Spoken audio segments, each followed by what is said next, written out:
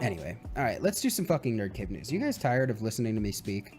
I'm kind of tired of listening to me talk too. Okay. So game developers are shit, and here's why. Ubisoft is gonna pull online for older games. We've seen this happen for a lot of different people and a lot of different games over time. So this is not a thing that isn't typical, right? This is something that's very typical of game developers to do and like take away online services from a game, and that's fine. Not a lot of people play online services. The problem that's going to happen here is them taking away the DLC that is linked to the online profiles of said games via their servers. Not being able to access DLC for like single player games is going to be a horrendous disadvantage to most games, and that's just terrible. That's horrendous. Why the fuck would you do that, game developers? This is just totally terrible of you. So Assassin's Creed 2, Far Cry 3, and Prince of Persia are the games that are having online features discontinued.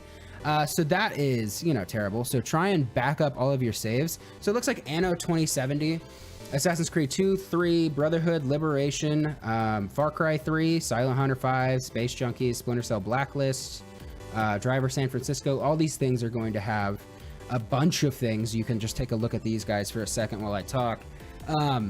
Taken from them once this happens on September 1st. So that is just horrific, may I add. The fact that you guys are just going to lose all of these features for not having to not have all of the features of the game at all times when you already paid for it, especially when you paid extra money for DLC, which we all know we did, by the way. It's ridiculous. It's asinine to think that for 1 second, taking away a link to an account online is going to just get rid of all of this stuff, especially if I already have it downloaded on my hard drive on my computer. Like, a lot of these things are separate downloads that are just going to be completely useless and just taking up storage space at that point. Ridiculous that they think this is just okay to get with. So Ubisoft, fuck you, go fuck yourself. Baja Blast has joined the Mountain Dew energy line. That's not gaming news, but like, I'm an energy drink fiend. Xbox launches Samsung TV games with a console upgrade. Stadia and Twitch also are available. So apparently Nvidia, GeForce Now, Google Stadia, and Twitch are all available on cloud streaming apps. Amazon Luna is to become available at a later date.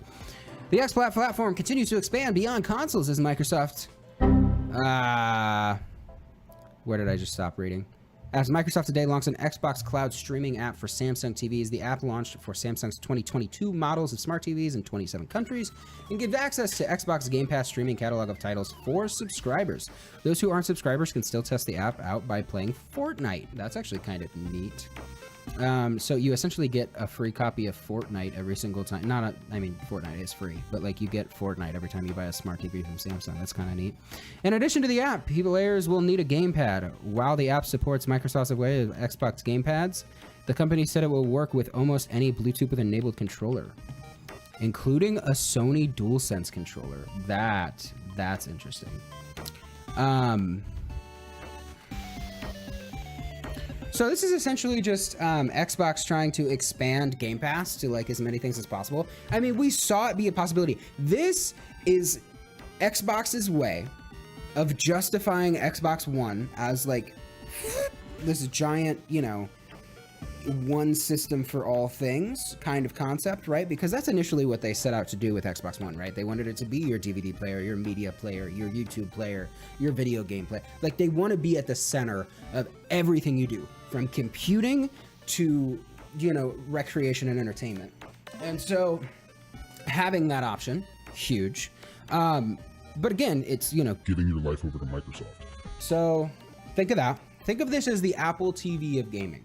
I think you're gonna see like Xbox come out with like a Fire Stick-esque thing to like potentially give you some more graphic power or better internet connection or something like that, so that you can stream games better.